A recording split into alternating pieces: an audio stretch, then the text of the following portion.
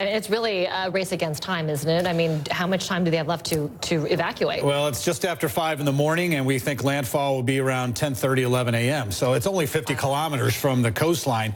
They really can't go anywhere anymore. 110 rail lines are already shut down.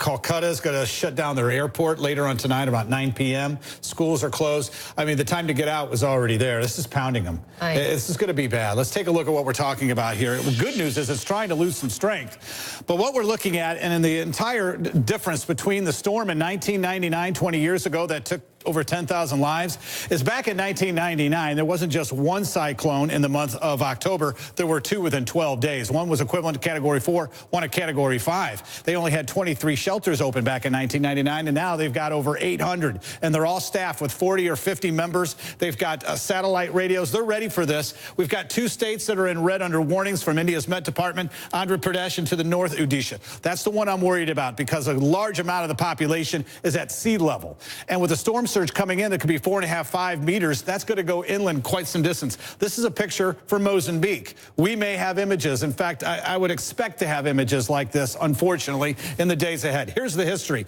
It blew up a little bit stronger than we were expecting, only 2 kilometers per hour away from equivalent Category 5 strength. We were thinking a strong 4. This is super typhoon status. But what's been happening in the last couple of hours, it's interacting with the landmass, those outer bands. So friction is creating the system to kind of weaken. We're losing the eye. It's getting into slightly cooler waters. This is good news, but really those on the ground are not going to notice a big difference between if winds are 280 kilometers per hour or 300 as far as gusts go. But we do expect it to really start to impact over 100 million. I think 200 million will feel tropical storm force winds. That's bad enough for just power outages, communications dropping out. I mean, remember Puerto Rico that was hit, it took 11 months to get power restored there.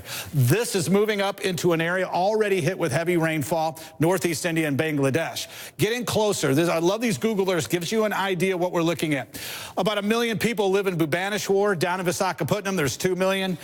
Puri is the town I'm worried about, and that's why this is going to probably get the strongest winds and the storm surge. 200,000 live here. I'm going to show you the winds and give you an indication of why this is such a big concern for them. The other problem is going to be up in Bangladesh.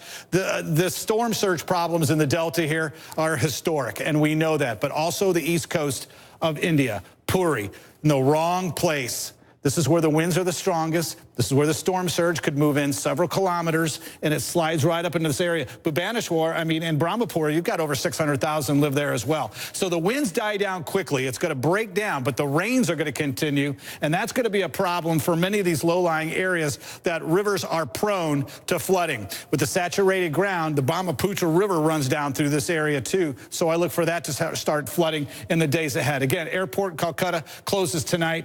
Let's hope for the best, because this one is one of the strongest they've seen in quite some time. The last one, it was Hudhud that moved in, equivalent to a Category 3.